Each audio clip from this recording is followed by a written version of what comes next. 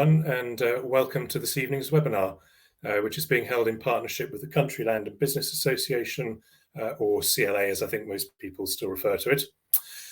My name's Philip Clark. I'm the Executive Editor at Farmers Weekly, and it's my pleasure to be chairing this evening's event, which is entitled Private Access to Public Land. It's obviously a subject that struck a chord with many of you, seeing as we've had over 750 registrations, and hopefully many of those will be tuned in now. And if not, then it'll be available to watch on the website either later this evening or tomorrow morning. So the session is being recorded. We've got a great panel of speakers this evening who I'll introduce in a second. But I can't help but notice that for the first time, I think, with one of our webinars, we have an all-female lineup. This is in stark contrast to the last webinar that I chaired, where we had an exclusively male lineup, and that prompted accusations from some quarters that we were male, pale, and stale. Well, I don't wish to get drawn into that debate again. Suffice it to say that I'm delighted that we've got the speakers that we do have this evening invited entirely for their ability rather than any considerations around gender. So, in no particular order, but to prove the point, we have this evening Sophie Dwerrihouse, who is the National Access Advisor at the CLA, Esther Kane, who is Head of Rural at A-Plan Rural Insurance, Tamara Hall, who runs Molescroft Farms in East Yorkshire, Helen Ward from Defra, and Rosamond Blomfield-Smith, who is both a farmer and a non-executive board member for Natural England. Each I'll ask to speak for a few moments just to give some of their initial comments on the subject, and then we'll move into the question and answer session. I'm very pleased to say that we've had a good number of questions already submitted in advance, but if the live audience wish to submit further questions during the evening, then please do so just using the box at the bottom of your screen. All I'd ask is that, as with any normal face-to-face webinar or conference, keep any questions short and pithy and avoid the temptation to have a rant. So let's move into the presentations. And first, I'd like to invite Sophie Dwerrihouse. Sophie, as I said, is the National Access Advisor at the CLA, advising members and leading policy work relating to public access, including public rights of way, open access, permissive access, that sort of thing. Before joining the CLA, Sophie spent 7 years with Midlands law firm MFG Solicitors, where she qualified in their Agriculture and Rural Affairs team. Sophie also tells me that she works from home in the Shropshire-Powys border area, where she enjoys being part of the rural as well as the sporting community. So, Sophie, please take it away. Thanks, Phil. I'm delighted to be here this evening to talk to you all about public access. As you've just covered, it's a busy and varied full-time role as National Access Advisor. I cover England and Wales, together with another full-time lawyer in the team and about a dozen advisors around our regional offices as well who assist us. There are two important strands to the job. Part of the work is providing practical, bespoke advice to members, and that might be help when they ask about diverting a route or defending and challenging perhaps a new claim for a public right of way across their land, or putting gates across a footpath, for example, through to I then perhaps would write guidance notes on those areas or handbooks. And then secondly, leading on the policy and lobbying work in that area, or in this area. So it's obviously been quite a time to concentrate on public access law and policy. You've just covered some of it, but for those joining that perhaps aren't as familiar with public access, or maybe for good or bad reasons, but to give an overview of what falls under the access umbrella, you have the public rights of way, coastal access, access to rivers, the open access, so sort of also known as CRO or right to roam land, and permissive access. I sit on this government stakeholder working group for public rights of way reform, the access advisory groups for the Welsh government, and have been heavily involved over the last 12 to 15 months in the revamping of the Countryside Code with Natural England, and then our subsequent development of the CLA's educational resource packs for teachers. We lead on the work with other stakeholders in terms of temporary diversions in connection with access and livestock. There's no doubt that the presence of members of the public on public rights of way across land with livestock grazing gives rise to increased risks, and we're looking at legislation and advising on practical ways to assist farmers and improve safety for users and essentially save lives. I work with colleagues on the government's landscape review and feed into the ELM discussions as well in terms of access being a public good. So it covers a huge amount, and I'll have missed things, and as I'm sure many of the listeners will have found, and you yourself, that access and its associated law and guidance is not straightforward, and it often feels that it doesn't work in favour of land managers. So we may cover this more in due course, particularly in terms of the reform work that's going on and what's recently been announced with the cut-off, the repeal of the 2026 cut-off and what's coming down the line. Whilst members of the public accessing routes in the countryside on their feet or horseback and bikes is something that's been happening for an exceptionally long time, it's less so for recreational purposes in the past, and that access to private land is a topic that's been discussed at length again more recently and will certainly continue to be. I think COVID and the resulting lockdown certainly highlighted a renewed interest in and demand for access to the countryside, and landowners and farmers found themselves quickly having to adapt to far higher visitor numbers. And it's of course no secret that there were and continue to be issues and pressures for landowners and occupiers with these increases in pressures. We assisted many members with queries about managing these pressures and such as how to keep people to the correct mapped routes, and what happened when the weather wasn't very good and routes just got wider and wider into crops and so on. So I think whilst we see life settling down again to something a bit more akin to pre-COVID, we do not see that interest disappearing, and therefore we find ourselves looking at how to handle the challenges and what opportunities there may be in connection with access and diversifying, which Tamara and others I'm sure will touch on. I know some people have public rights of way and rarely used to see, or still rarely see, users, and then in contrast to some of you who are located near towns and cities or in tourist hotspots that have been utterly inundated. And one of the things land managers asked us to help with, beside sort of additional guidance on rights and responsibilities in connection with public rights of way, was signage to help guide and manage the additional sort of new visitors, providing them with information rather than just instructions of sort of do this, don't do that. And it sort of helps filter things through in a better way. And it's of course a way to educate and share knowledge that and those should be available very soon. I shan't go into the depths of rights and responsibilities of public rights of way, such as maintenance at this point. It may come up in the questions, but it's safe to say with over 140,000 miles of public rights of way and over 2.5 million acres of open access land, we have a huge amount of existing public access, and that doesn't account for the access that's coming with coastal access and permissive access currently offered, and which might be offered along with, say, educational access with the advent of new schemes like FIPL, the Farming Protected Landscapes, and UCO, the England Woodland Creation offer.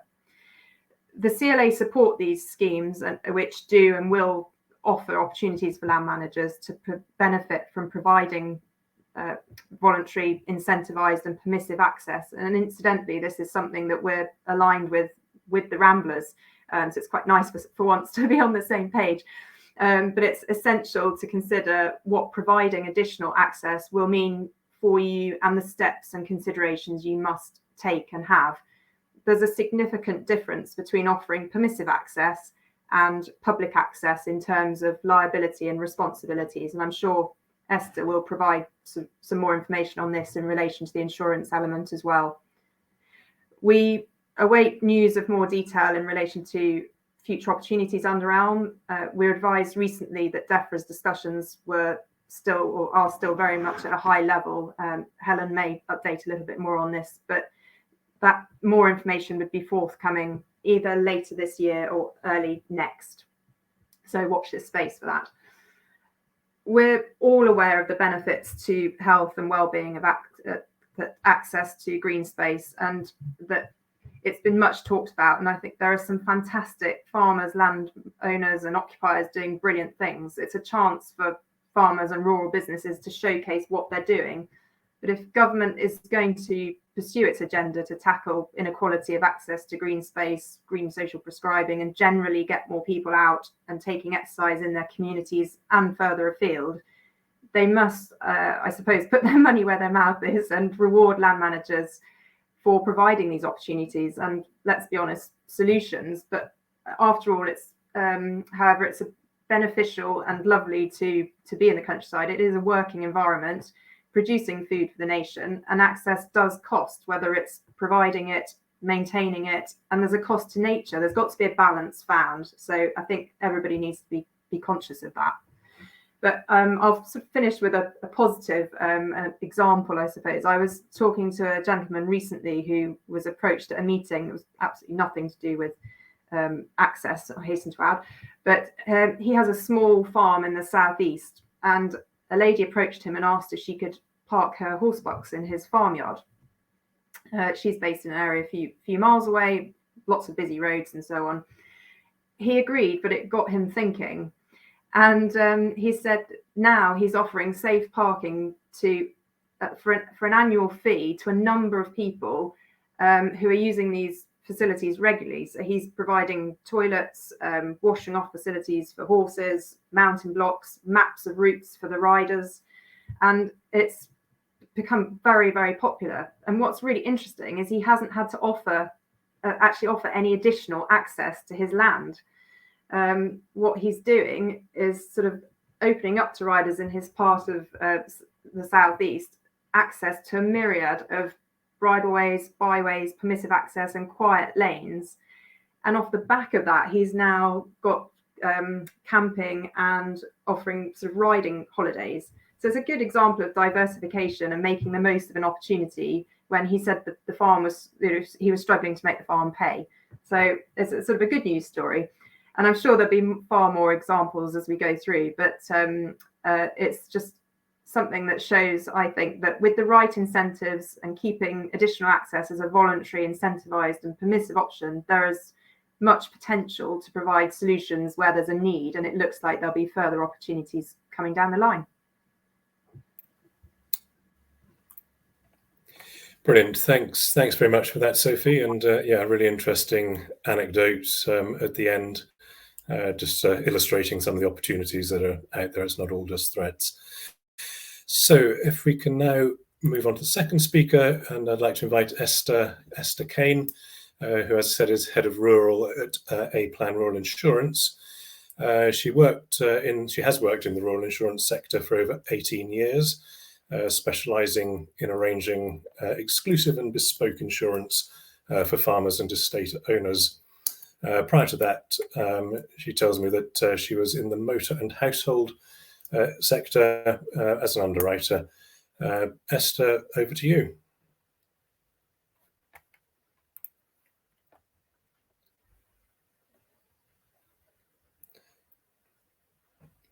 Are you still on mute, Esther, or is it just me? Sorry. Thank you. It's a real honour to join the panel today, and I look forward to answering some of the questions regarding public access and liability from an insurance perspective. Whilst it's not compulsory by law, unless you run a riding school facility, public liability insurance is essential for any farm or landowner to have. It's necessary as it's there to protect your legal liability in the event that a member of the public is injured on your farm, or if you're responsible for damage to another person's property. Public liability insurance is there to pay your legal fees to defend a case against you, as well as any compensation that is subsequently awarded should you be found liable.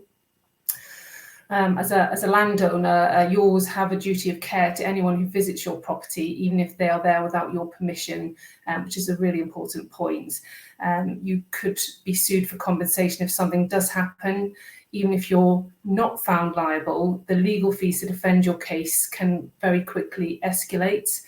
As a broker, I would always recommend to my own clients that they have public liability cover on their policies for a minimum of 10 million to protect them. And as part of this webinar, I just wanted to outline some top tips for you to consider as a landowner to protect your liability. Number one of those is don't fall into the trap of thinking that just because you have no public access on your land that you don't need public liability cover. In the event of an incident on the land where you're not able to prove you were not negligent, you could still be found liable. Number two, regularly check large trees and structures on your land to ensure they're in good order, and if possible, keep a log of any maintenance programme. Proof of good maintenance will help you or your insurer defend any future claims made against you. Number three, livestock. Where possible, avoid grazing certain livestock in areas where the public either has access or are known to roam there. Members of the public may not be aware of the potential aggressive behaviours of bulls or cattle, especially heifers with calves.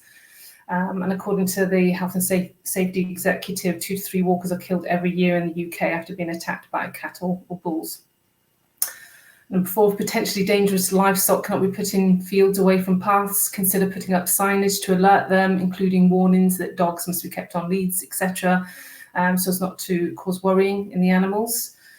Put up clear signage to help members of the public stick to the rights-of-way paths with arrows, etc., based on guidance from Natural England and the Countryside Council of Wales. They say that signs alerting the public to the presence of other cattle, including cows with calves, should be informative. And they also recommend that using symbols to help children or people who can't read will help them stay aware of the risks also. Remember to check your fences, gates and stalls regularly and ensure they are maintained. Again, if possible, keep a log. If you do graze livestock in fields where there is public access, consider spring-loaded gates or install stiles to prevent gates being left open and your livestock escaping and causing havoc on the highways. If you have any watercourses on your land, again, use signage to alert the public of potential dangers, and if possible and if appropriate, fence off any dangerous areas. Importantly, make sure you advise your insurer or broker about any potential hazardous features on your land, such as quarries, mines, any watercourses, including ponds, lakes, rivers, to ensure you're properly covered in the event of any claim against you.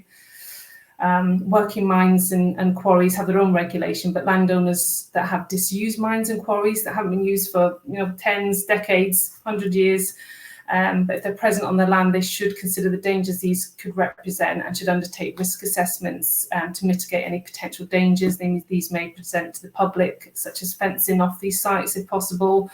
Again, putting up suitable signage to deter the public away from these potentially hazardous areas.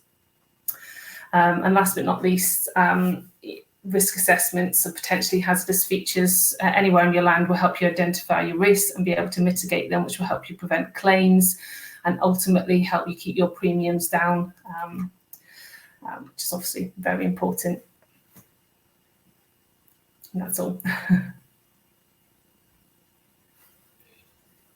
Great, thanks very much indeed, Esther. I think you said you had 5 top tips, and I think I counted about 20 or 25. It was about 10. Sorry. I managed to squeeze a lot in there, which was great. So thanks very much indeed. Right, the third speaker is going to be Tamara Hall, who is the farmer and the managing director of Molescroft Farms in East Yorkshire. She has a passion for ethical farming and for engaging with the public to show the way in which food is produced. Tamara won a Nuffield Farming Scholarship looking at community-supported initiatives. The farm at Molescroft Farms has been diversified, and it includes allotments, 3 dog walking fields, offices and a children's nursery. So who better to talk to us about engaging with the public and public access tomorrow?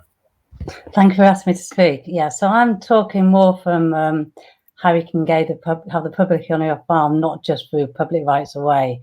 And so when I first came back to the farm, I think it was 18 years ago, being so near a built-up area was just an issue. You know, things like escorting the combine down the bypass with people having road rage, trying to overtake the wrong side of traffic islands, or the amount of loose dogs on the farm was just always a problem. Didn't really see it being a benefit. And one of the first things I did was going into HLS. And as part of that, was when it first started. And part of that, they said we'd be more likely to get in if we did educational access. Something completely nothing. I'd never done anything like that before. And I just thought, well, we'll do 5 visits a year to get the funding. And it was all something, as most of my friends, I came from the middle of Leeds running my own business. Most of my friends weren't farmers. And they were perfectly reasonable people, but knew nothing about farming, and no one was telling them. And I also couldn't believe what such a good story farming had to tell. I couldn't believe how much wildlife there was on our farm for being just a standard arable farm. And no one knew really about how good farming was and what a good job farmers were doing. So we started doing 5 school visits a year. And then I heard about Open Farm Sunday. So we got the RSPB to do a farm walk. So you can do things like invited farm walks. And that went really well. And then it sort of snowballed. And the next year we did a bigger Open Farm Sunday that wasn't just walk, was an open farm. And gradually went up to having about 50 school visits a year. And I ended up becoming regional coordinator for Open Farm Sunday. One thing that was really useful for was learning how easy it is to do a safe visit. You know, having an open farm day is very different to having an open farm. And you can just do invites only. And so we started doing open farm school days, because I also found that children more likely to listen when they weren't with their parents. So having doing open farm school days, we'd have lots of different schools visiting the farm one day, lots of other farmers helping with that day. So it wasn't just me, it was lots of other local farmers. And one real benefit of that was actually how many good contacts we got. You know, the local mill came to help, and now we sell most of our grain to them, and they're fantastic contact. The local machinery dealers came to help, and again, we had a great contact with them after it. And there was sort of amazing amount of knock-on things as well. And so after starting school visits, another thing that I noticed my friends complaining about in Leeds and London was no allotments, and they were all on waiting lists. So we set up an allotment 10 years ago now, and that basically just pays the farm a rent for the fields, which would be the same as stewardship plus basic farm payment. The field's only a 4-acre field. It's just by the bypass, too near to shoot the pigeons, and never grew anyway. So the fact it's actually paying rent is probably more than ever did in arable farming. And people are actually loving the field, whereas as an arable field, it was no one liked it at all. So it's been a double win. And then my sister was actually leading corn, driving a tractor in harvest, and wanted to find something together we could do that wasn't just farming. Arable farming is so summer based. We wanted something to find an income for the farm year round. We ended up opening a children's nursery, and a 60-place children's nursery, and that's been a big success. And then a year ago, we opened a second one in the same field. So we've got a preschool and nursery. So we've got 140 places now. And at the same time as we opened the first nursery, we opened a dog walking field, mostly because we had a field that wasn't really being used, and I couldn't let it. It was a 6-acre grass field, needed refencing. And I thought I'd just refence it and hope we got a few bookings. I think I needed 7 bookings a week over 10 years to pay for fencing costs. And now we have some other 100 bookings a week. I've ended up opening 2 more fields, so that's been another massive success. And then we've also, as time's gone by, we've converted some of the old buildings into offices. So we had old buildings that were used for things like spray sheds. They were totally unsuitable for what they were used for. Spray shed was the opposite side of the yard to the water, and the spray was stored in an old shed, which now is offices. And gradually we've managed to build new buildings funded by the offices to make the farm much more modern, profitable farm. So the benefits, there's all been, there's always been a financial benefit, we've also had all the contact benefits. And also it's meant that we've got a quite wet land, not the best arable land, and we're moving towards regenerative agriculture. Now we actually have income beyond just the arable side, so we can afford to take more gambles with the arable side and have the other income to support the farm. And so if anyone else is interested in doing school visits or opening their farm up in a positive way, I would definitely suggest getting Open Farm Sunday, think about Open Farm Sunday, because they will have people to help you do it, to help you how to make it safe. And you can always run it on a very small scale. And there's also the Country Trust. We're doing visits through the Country Trust as well now, and they send along a helper to help you do it. So from our angle, going, from originally seeing the public as an issue, they actually are now an integral part of our business, and we really enjoy it. So there can be two sides to it. I look for some questions afterwards. Don't worry, Tamara, we've got lots of questions. Positive questions. Some which will be coming your way, I'm sure. Okay, thanks very much for that. And now I'd like to ask Helen Ward, who is the Joint Head of Access and Engagement with Nature at Defra. Helen joined Defra's Natural Environmental Strategy team in 2018, having previously spent 15 years with Natural England, where she worked in regional teams in East Anglia and the Southwest, putting policy into action. In 2020, she changed roles and she now co-leads the team developing and delivering Defra's access and engagement with nature policy. It says that she's descended from a line of Cornish farmers, but Helen now lives in Norfolk and enjoys getting close to nature at every available opportunity. Helen, please have your say. Thank you. Thank you, Phil, and good evening, everyone. I've been invited to talk to you today about government policy, but I did want to start with a little bit around my own interest and my own passion for the natural environment, which began with the Observer Book of Bird and Age and holiday. And nature has been incredible, and so with my passion for nature, it's been really to see how government policy is evolving to recognise the importance of connecting people with their natural environment. And there are already that some of those examples. So it's a great time to be speaking to you today and thinking about what the drivers are really behind government policy. So that is particularly interested and has an interest in the access to the outdoors. I think it's already been alluded to by Sophie. The government recognises that the importance of access to the outdoors for in the context of COVID and for the mental health crisis and obesity crisis that the nation is facing.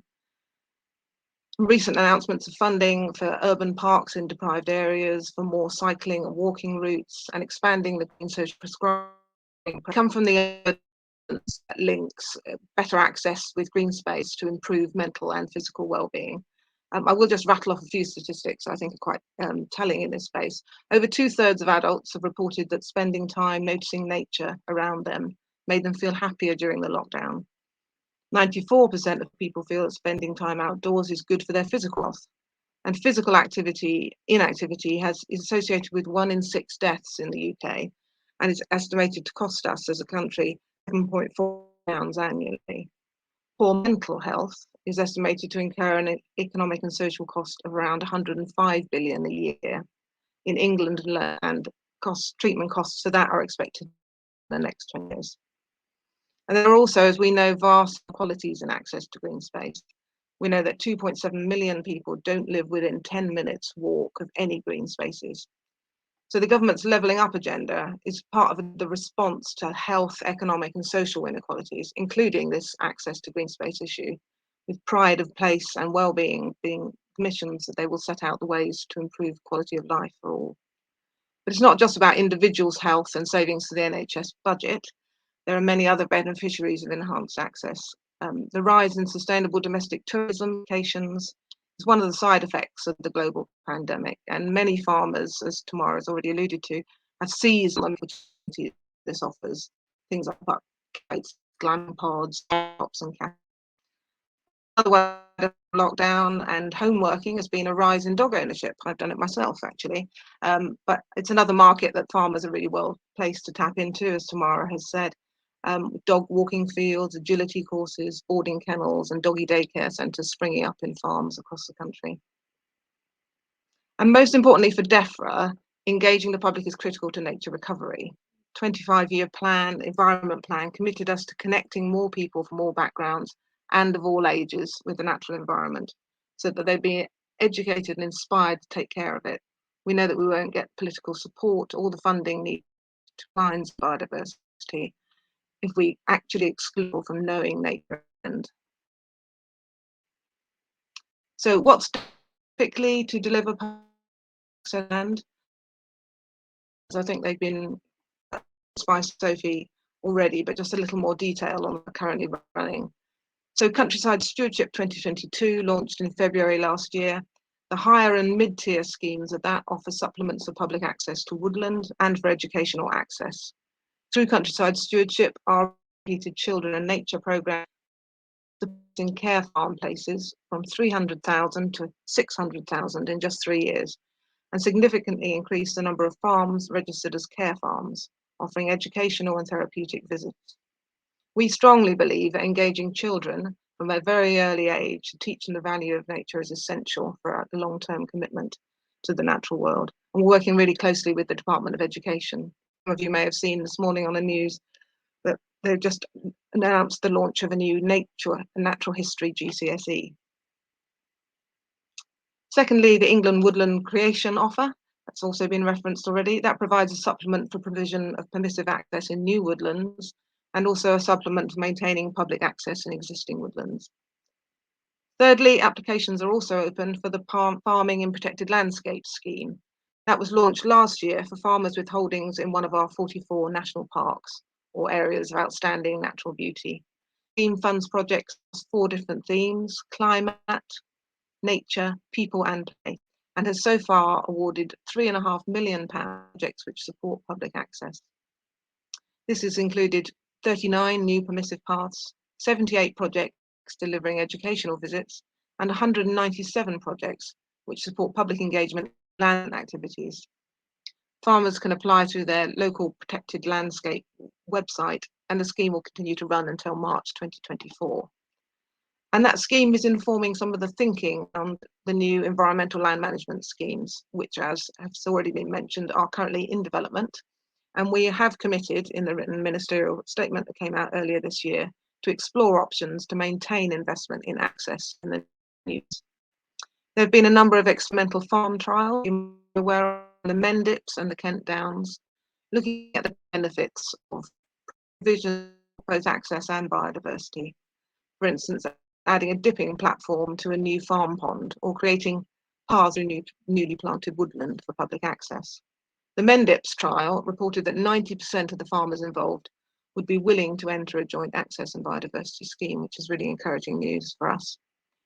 Environmental land management schemes, funded as they are by the taxpayer, must deliver public benefits and public goods, as set out in the 25-year environment plan. One of those is heritage and engagement with nature.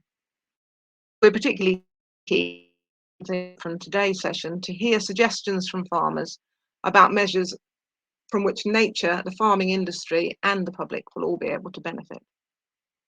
Thank you for listening so patiently. I want to close with a quotation from Sir David Attenborough, which might be familiar to some of you. No one will protect what they don't care about, and no one will care about what they have never experienced. I think we basically want the same thing. People who care about the countryside, care about where their food comes from, who care about supporting thriving rural communities. We know that promoting responsible access brings short-term health, social, and economic benefits to the countryside. And longer term, it will help secure the future of the British countryside for everyone. Thank you. Great, thanks very much, Helen. I know we had a few issues there with maintaining the signal. The broadband to Norfolk may not be what it is elsewhere in the country, but Anyway, thanks very much, and I hope the audience got most of that. I certainly did. I think I probably got well over 90%, 95% of it, and some useful messages and information on our latest policy development. So thanks very much indeed. Finally, we would like to hear from Rosamond Blomfield-Smith, who is both a farmer and a non-executive board member of Natural England, having also spent 30 years working in the City of London. She served on many boards, including Thames Water and Hartpury Agricultural College, and she's currently co-chairman of the Natural England Landscape Advisory Panel. She's also chairman of the Museum of the London Archaeology, a member of Ofgen's Challenge Group, and a trustee of the Joe Cox Foundation, so many things. But she and her husband also rear traditional breeds on their 380-acre farm in Herefordshire when she has time. Rosamond, over to you, please. Thank you very much, Phil. I hadn't expected necessarily all that to be trotted out. Good evening, everybody. Quite a lot of what I was going to say has been said by one person or another, and we want to allow lots of time for questions. So I'm going to cut what I say a little bit short, because there's no point in saying things twice. But I do just want to say that I would like to think that the two hats which I'm wearing, metaphorically speaking, as I sit here, on the one hand as a farmer and on the other as a member of the board of Natural England, and also, and I think particularly relevant in this context, as co-chairman of the Natural England Landscape Advisory Panel, I'd like to think that those two hats are complementary rather than conflicting. So just let me start by saying something with my Natural England and also with my advisory panel hat on. And in that context, I obviously absolutely share the commitment that Helen expressed to increased public access to open spaces for as wide a cross-section of the population as possible. I was going to draw on the David Attenborough quote too, and I absolutely support it. And you don't need to be a supporter of green prescribing to understand the just inestimable physical and mental health benefits of being able to spend time in beautiful and historic open places. My co-chairman at NELAP, the Landscape Advisory Panel, was on the panel that wrote the Glover report, the government's report on the report to the government on landscape. And one of the things which she rooted for the inclusion of and eventually achieved, and it's one of the things which Natural England very much hopes will get taken up, is that every school child should have a night under the stars in a protected landscape. So not just go there during the daytime, but actually understand what it's like to spend a night in the open. Talking of educational benefits, it's clearly crucial. I mean, as Tamara was saying, absolutely crucial that children understand, well, children and actually adults, it has to be said, understand where food comes from. And most of all, and in addition and in parallel, the wonders of nature that are out there, and which, as Helen and David Attenborough both say, people won't support the protection of unless they've seen it and understood it. But I want to say something, having said all that, banked it, and I absolutely emphasize not wanting to resile from any of it. I need to say something in the context of the farming activity that we have, which, unlike Tamara's, yes, I get everybody else's names right, unlike Tamara's, is not particularly diversified. We've got a rare breed meat business, but it's basically a traditional farming business with some arable which is contracted out and grazing for rare breed cattle and sheep and some pigs. So I am very understanding that this business of access is not always completely straightforward. We farm on the banks of the Wye, which is a triple SI throughout its length. The whole farm is in an area of outstanding natural beauty, an AONB. It's crisscrossed by numerous footpaths and rights of way, including the Wye Valley long distance footpath, which is very much used. The only way onto the farm from the main road is over a single track bridge, which on busy summer weekends, literally thousands of cars an hour cross, making access to get home with a boot full of shopping sometimes quite difficult. These cars are all making their way to Simmons Yat East, which has become a tourist honeypot and is a big canoeing centre now. Right next to where the canoes are launched is one of our fields, which is an important area of grazing for us, and which effectively we can't use for that purpose during the key summer months.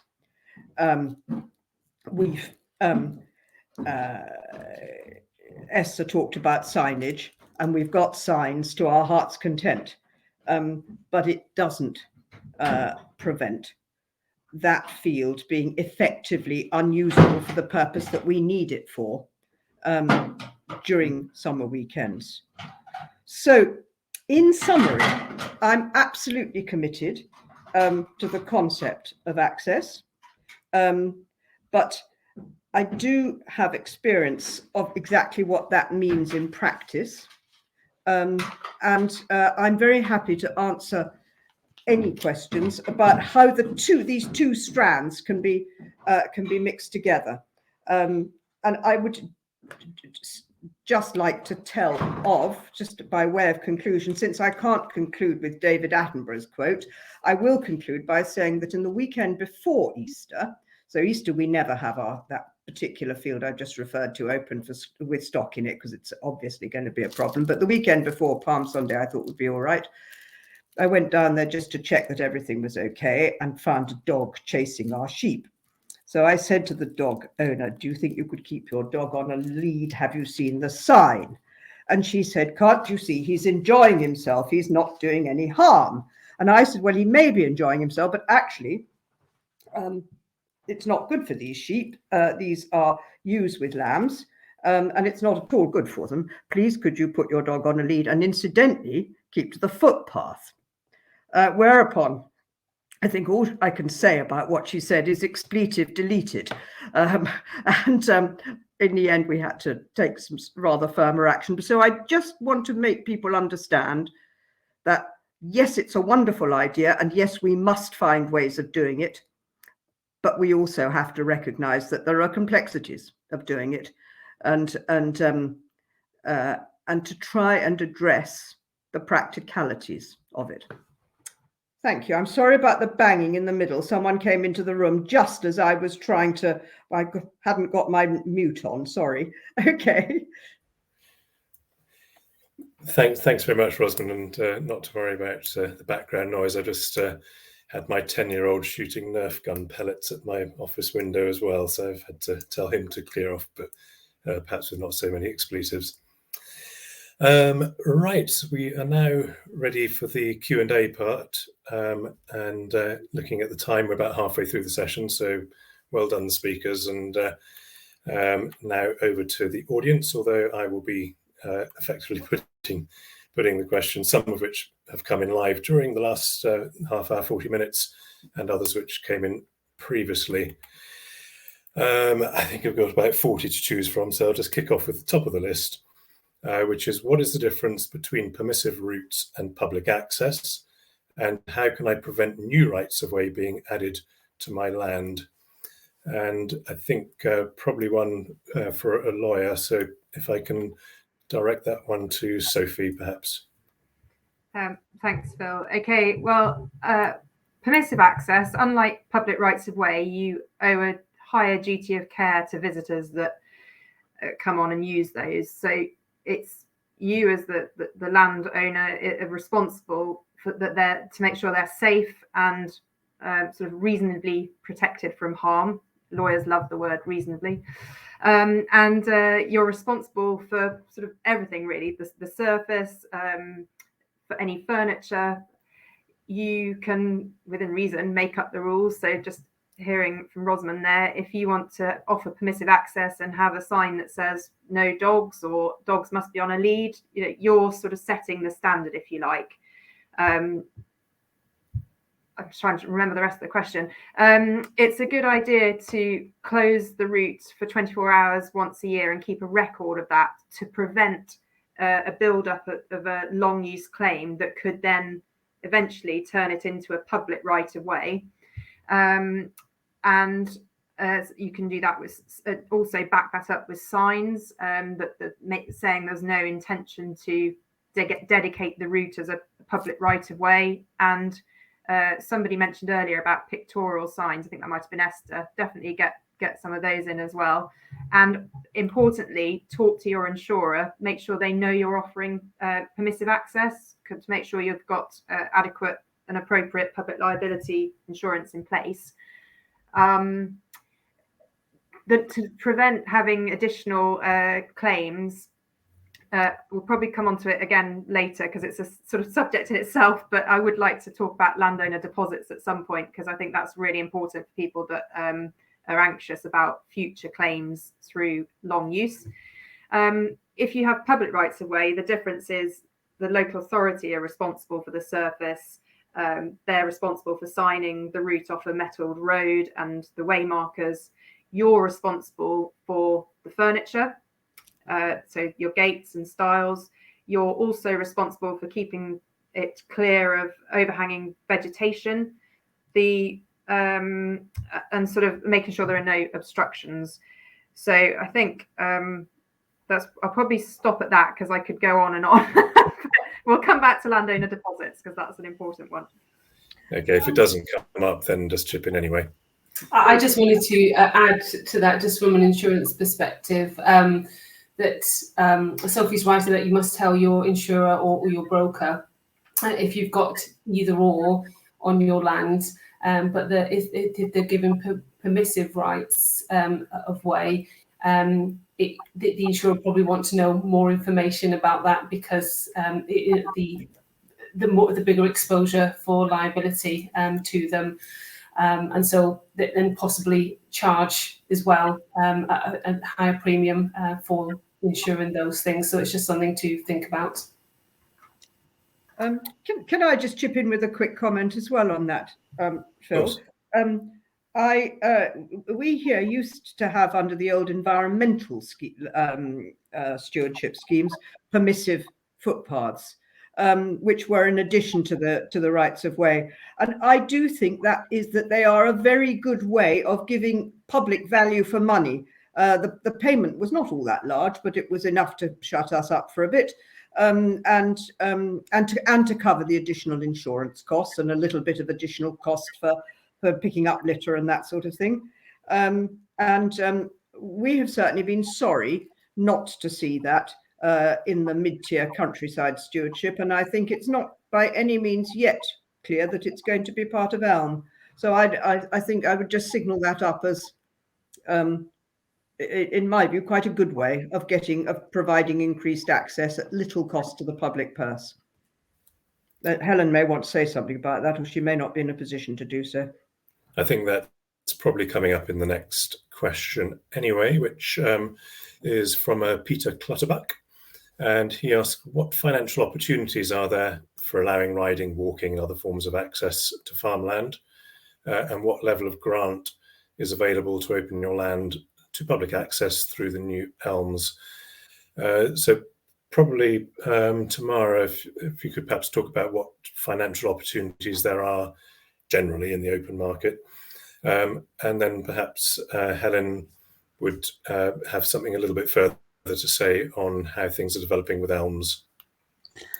Well, my experiences or knowledge is about the dog walking fields, where we fenced a field with deer netting, and then people book in online and use a field for half an hour at a time for £5 for half an hour or £8 for an hour. That seems to be the low end. If you're in the south of England, you'd get away with paying more, charging more, and there's not too much management in it. So that's a good, a good way to look at it. We did look at horse riding, but our land's too wet, so I think it would only be a summer thing, and decided it wasn't going to be. I think that's another thing you could charge, say, a seasonal price for. But so yeah, I think that's the best way to do it, is a properly managed thing like a dog walking field, or riding around the farm. I don't know if anyone else got any more experience or knowledge on it. It looks like Sophie is wanting to leap in there. Only I've come across a member with an estate, admittedly, that they can offer these things on a large scale, but for I think it was £90 or £95 annual fee, riders can use their routes for as much as they wish, and that's been very popular. They give the riders a sort of sash, like a neck strap that goes around the horse's neck, and so they're easily identifiable. And these things actually are quite good at self-policing themselves. If they see somebody that hasn't got a sash and paid, they tend to say something. So, and I think that's worked really well. And then sometimes they put on charitable fun rides as well, which they've supported the riding for the disabled, and they've been promoted by the British Horse Society as well. And again, back to the insurance, they do just ask that the riders, when they sign up, show their BHS membership card or something that shows they've got insurance. So that's just an example. I could also add on to that about the insurance is that being a farm, we're already existing public liability insurance, and being a farm, running the dog field is a lot easier for us than a non-farmer, because we've already got a topper to cut the grass. We've got people that know how to mend the fencing, all the sort of things that people outside farming find a struggle, and getting the insurance, they end up paying quite a lot of money. And actually it was included in our public liability insurance. So being a farmer running a dog walking field, you're always generally around a lot. It's a lot easier. It's the sort of thing that really works, being a farmer and running these little sort of extra things on the farm. So it's a benefit. Okay, thank you very much for that. And over to you, Helen. There's another question actually coming from somebody who's participating in the SFI, Sustainable Farming Incentive Pilot, saying that public access has been removed as a public good for elms, but do you think it will return, having been much lauded originally? What's the current state of play with public access and potential payments under elms? Thank you, Phil. I'm sorry, I'm going to sound awfully vague here, but I think it would. We are still in conversation about this. I think Sophie mentioned at the beginning that the Elm team have said that they want to consider the access measures towards the end of this year and the beginning of next year. Obviously, working on a number of other environmental priorities associated with the overall package of schemes. But we are, just to reassure, I guess, everybody on the call, that we are working really closely with the ELM teams to make sure that public access is embedded into all three of the different schemes. I'm certainly not at a point where we can talk about rates and what that is, but I think what will be very important will be to learn from the lessons of what's worked in the past and the experiences of farmers. Just reflecting back on what Rosamond said about permissive access. So hearing that, and through our stakeholder engagement, actually finding out what has worked in the past, what's been most beneficial to farmers, and has achieved that correct balance really that we need between public access and the needs of the farming community.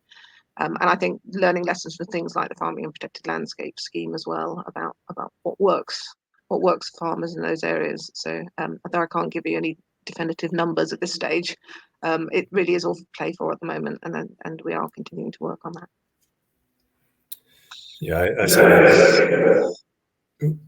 I think that to when the whole new Elm scheme was first talked about, and public access was very much one of the public goods that was discussed, although we have seen it. So I think in the England Woodland Creation offer, there is a tangible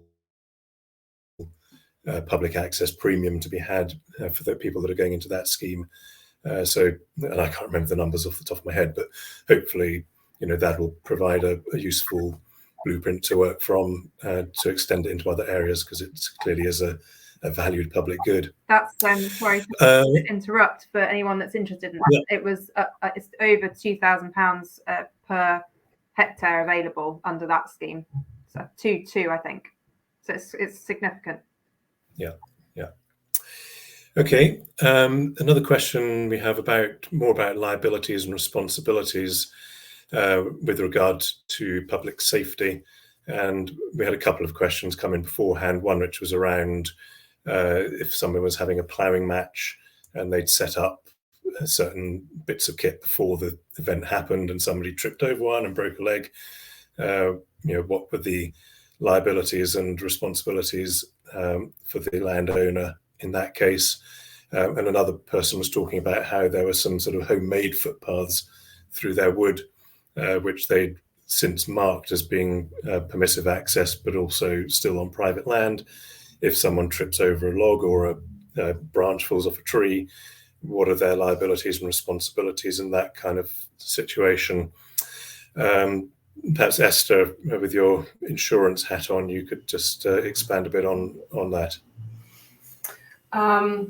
Yeah, so all very similar. Just the ploughing, first of all, the ploughing competition scenario you sort of mentioned. If there's a third-party event that you've allowed on your land, I would just consider having a legal contract in place between yourself and the third party who you're allowing on your land, and to make it clear who's responsible for what. So that you as a landowner know what you're responsible for and what the third party holding any event on your land is responsible for. So, there should be a clear line. In the scenario where on the day of the event, somebody hurt themselves due to something that happened the day before by the farmer, if you have a legal contract in place, it should really stipulate that the person holding the event should have done all the checks on the day before the public allowed on their land, and that you've just got to try and protect yourself that way. But as long as you've made your insurer aware that you're having the event on your land, you'll have a contingent liability anyway to fall back on, but also make sure the third party has adequate insurance in place to organise the event that at least mirrors the same amount of liability cover that you have on your farm policy. For any slip or trip, it's one of the most common liability claims for any landowner.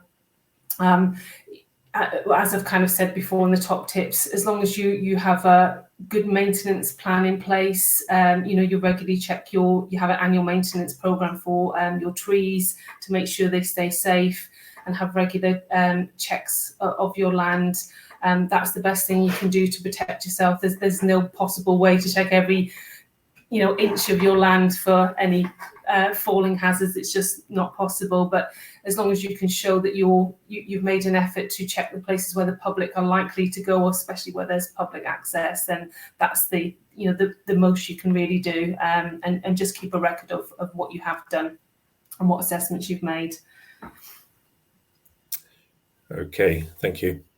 I think you mentioned in your talk that you should have up to 10 million of public liability insurance. That's well, I would say that's a minimum that you should have as a landowner. So most good farm and estate policies will give you at least 10 million.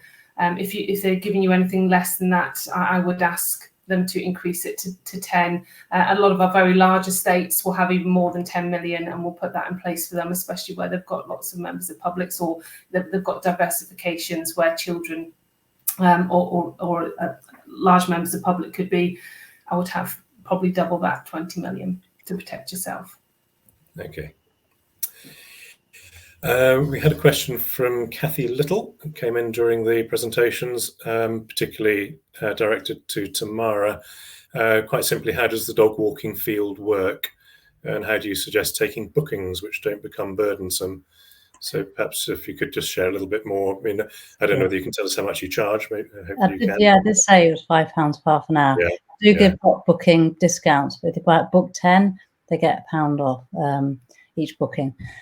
So what we do, I set up I do our website ourselves, or I did, and there's a booking system called Acuity Scheduling, which most dog walking fields seem to use. It's sort of used for people who are doing physio, those sort of things, but it works perfectly for the dog walking field.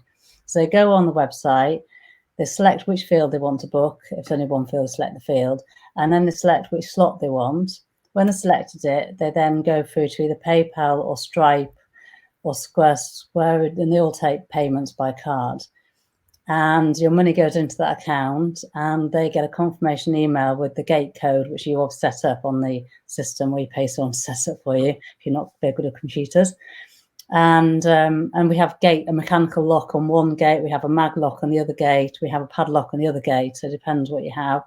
And we only change it every so often because it does cause chaos because the regulars don't notice the lock numbers changed. But basically, it does police itself. So people turn up at the gate. They're not allowed to get out of their car in the car park until their time slot starts. Then they're allowed to go and open the gate, let themselves in, use the field, and they go back in the car by the end of the time slot. So there's no crossover in the field.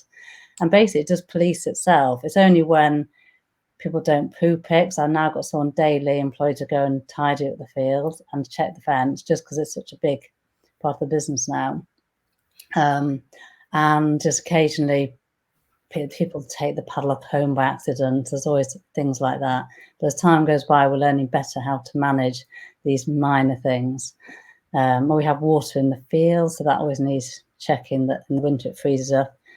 But yeah, pretty much in theory, it should run itself and be hands-free. The reality is there's always minor issues. People turning up and not knowing, they think they don't have to book. But it is surprisingly. I originally did think I would take cash for every booking. Thank goodness I didn't, because I would have been there. It would have been a nightmare trying to collect cash. So I think that was one of the modern things, and modern technology. It's made it viable. I don't think it would have been viable 10 years ago in the same way. But of course, then PayPal does take money off your bookings, which really annoys me. Apart from that, it is good, and it makes money, which is a lot better than sort of how we're farming when I first started. We're struggling to make any money with our farm. So yeah, I'm happy to answer any questions. Thanks very much. I'm happy to answer any questions if anyone wants to email me. There's a very good Facebook page on people who run dog walking fields. Loads of answers on there as well. Great. Right, question from Nick Price. What specific guidance would you give in relation to public access and cattle? And what should we do, and what are our liabilities? Rosamond, would you like to say a few words about that? Because it sounds like you have some personal experience, but what advice around public access and cattle? Well, yes, I'll say one or two things, but Esther might want to say something about the insurance aspects of it, because I can say something about sort of personal experience, and we certainly obviously have public liability insurance. With cattle, it can be quite problematic because the public mixing with sheep, the side of the argument that's likely to come off worst are the sheep. Public mixing with cattle doesn't always work that way around, and cattle aren't usually dangerous at all, but they can be. And even the most docile cattle, we have longhorns, and I walk happily in and out of the field with them all the time, deal with them the whole time. But if they are spooked, they can get alarming, and I suppose they could be dangerous. So we have to be careful. On the whole, we have got a public right-of-way that goes along the bottom of a field that cattle are in. It isn't much used.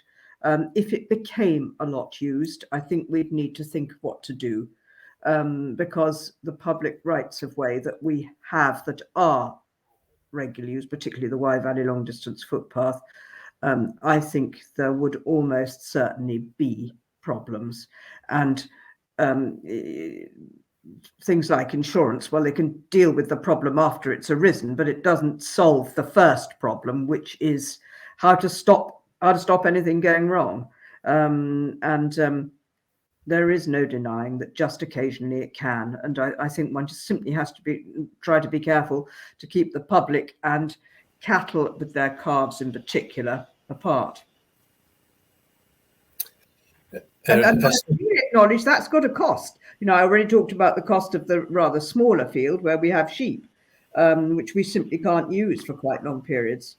And we slightly dread, much as we support the principle of public access, that if the public right of way that goes through the field that we normally have full of cattle in the summer, we would have to take some action, probably, I suppose, by fencing, which again, all has a cost.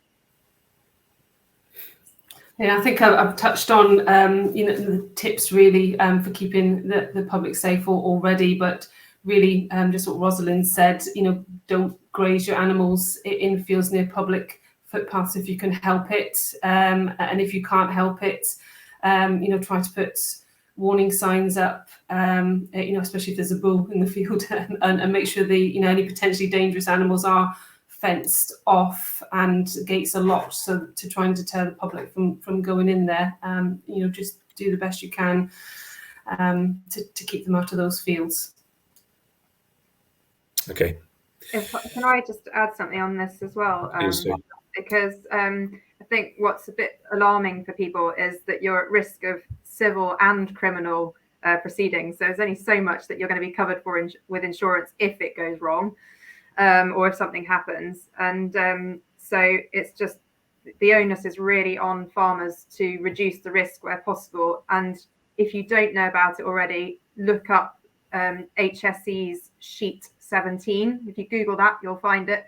But that'll explain about the ways to try and reduce risks. And some of them are really obvious. And Rosamond just mentioned fencing. That's quite a big one, but it works. But moving feeding stations away from the public right of way and your water troughs and things like that, if you can, not having dairy bulls in the field. I'm sure everybody listening would probably know that already. But there's just a few things I really would recommend looking at that sheet and guidance. If you're a CLA member, there's certainly an up-to-date guidance note on this as well. So there's quite a lot of information out there, but it's definitely worth trying to get it right. Yes, indeed. Yeah, I think the figure that someone gave was that there's about 3 deaths a year from incidents with the public and cattle. And I've had a near miss myself, so I'm pretty aware of it. Walkers keep leaving the hand gate on the right of way open. Can I change this for a stile instead? There's again probably one for you, Sophie. To what extent can farmers just go in there with their kit and change a gate for a stile? The answer is no, basically. So you would need to speak to your local authority. There are, under the Highways Act, there are certain rules, but if you've got a gate currently and you'd like to change it to a stile, it is quite difficult because the onus is on hopefully having the most accessible access. But you do need agreement from the local authority to be able to put up furniture or change to make it more restrictive, but it will be difficult to make it more restrictive. I'm not going to lie about that. And of course, that you are responsible for keeping it in good condition. If whilst you're on that, if you're thinking of going the other way around from a stile to a gate, or your approach to do that, sometimes local authorities will actually cover the cost of that because you're sort of doing a public good. And some landowners have done that. It's just, remember, once you've done it, again, it'll be quite difficult to go, or very difficult to go back the other way. So once you've made that move, it's kind of done. Okay, thank you. And what do we do when people refuse to leave private land? What powers do we have? And sort of supplementary to that is what's the best approach to resolving disputes with the public over access? So I guess the first point of it, or part of that question is again probably a legal one, probably back to you, Sophie, but what powers do people have if people refuse to leave their land for whatever reason? Well, we're assuming that this is trespass, I suppose. Yeah, I think so. And so, I mean, I don't get too involved in this, I'll be honest. But I suppose after you've politely asked somebody to leave and whatever reason they're giving that they're not, then you get the police involved eventually, because but there's not a lot else you can do. So yeah, try the dialogue. But I suppose going back a step, why are they doing that? Why are they there? Have they gone off the route that they wanted to go on, or were thought they were on? So good signage, good way marking, perhaps lock gates that you're not using frequently so that they're not easy to access, and so on, just to make it very clear where people should be and where they shouldn't be. I suppose that's probably the best advice at this stage. And know your rural police, rural crime team. Okay, and the second part, Rosamond, what's the best approach to resolving difficult visitors that doesn't involve the use of expletives? I underline that it wasn't my expletive. It was their expletive. I would not. I'm strongly of the view that no, it was them. Expletive deleted at me for asking them if they would keep their dog on a lead. No. So I apologise for suggesting otherwise. No. But it's actually very difficult to resolve. Because getting the police out to the middle of the countryside, if you can manage to raise the police and get them there, it's not straightforward. And I don't think there's anything else you can do. So it really does have to be a sort of softly, catchy monkey approach. You know, can I please explain to you why it's not helpful to have your dog chasing our sheep, or not helpful to have you camping in our field without asking permission, or having a barbecue in our field without asking permission. All those things. It's actually it's a problem, and one's very reluctant to get the police in for something like that. And on the whole, people are persuadable, but I'm not going to pretend it's easy, and it also is very time consuming. Just get one lot out of the way, and somebody rings up and says, do you know someone's pitching a tent in your field? One of the particular field I'm talking about is overlooked by a number of houses on the other side of the river, and we get endless telephone calls about it. So it's time consuming and difficult and a nuisance. That's one of the downsides of this otherwise, a notion that I'm very supportive of. Tamara, do you have experience of difficult customers? Yeah. But I just thought, see, as part of having our farm where it is, and it's just part of life, isn't it? If you have a land with public access, you know it when you get it, or you already have it. It's not, something that's just a fact of life, probably. And you just have to deal with it. Yes, stay calm, and that's, people are normally more reasonable than you think. I know it's one thing we thought, having school visit, having Open Farm Sunday, people would ask difficult questions, and you actually wish people would ask you some difficult questions because you're ready to answer them. And I think generally people are more reasonable than you think, but they're just a bit ignorant. And hopefully by having open days and things, you explain why the grass strips are there. They're not just there for you to drive around. So yeah, I think that's helped us. But yeah, I think it's just a fact of life, unfortunately. Yeah, I agree with that. A question from Caitlin Stedham, which came in earlier. And how much responsibilities do parish councils have in maintaining public rights of way, and what is the legal width of a footpath? Any views on that, Sophie? Yeah, okay. I mean, we've covered a little bit about who's responsible for what. Yeah. And so parish councils, they may help get involved in their sort of locale, if you like. But generally, I saw a comment that somebody said it's not always the local authority that's responsible for the surface. But I don't think we've got time to go into when people are cultivating fields and routes go across fields, etc. But so yeah, generally, the local authority, highway authority, would be responsible for the surface and so on. The width is a bit quite complicated. I think people sometimes think that the reinstatement width for crossfield paths is the standard width of public rights of way, and it's not. First of all, look what's recorded on the definitive map statement, because it may say that's a 3 metre wide bridleway or footpath or whatever it is. But it's often not conclusive, and what matters more is what's on the ground, and the extent of which that appears to have been sort of dedicated for the public to pass over, and whether they've demonstrated an acceptance of that dedication by walking and using that land. There are various presumptions, and I think the guidance that Defra provide to highway authorities is that they should include a width that's appropriate and has regard for the relevant factors. So who's using it, where it is, and the type of surface, and what physical features are around. So I'm sorry that's a long-winded answer, but it's not straightforward. Right, okay. And I'm just keeping an eye on the time, and it's 6:15 already. It's remarkable. So let me just fire one more question. And there was one around accommodating school visits, and what are the particular risks when accommodating school visits to the farm? Anybody with experience of that who would like to expand on it? I could say a bit about it. If you're doing school visits, there are for Leaf would give you a Open Farm Sunday would give you a risk assessment to fill out. So you just have to do a risk assessment. Things like, it is actually much easier than you think. Just use that hazard tape around place you don't want people to go. People don't generally wander.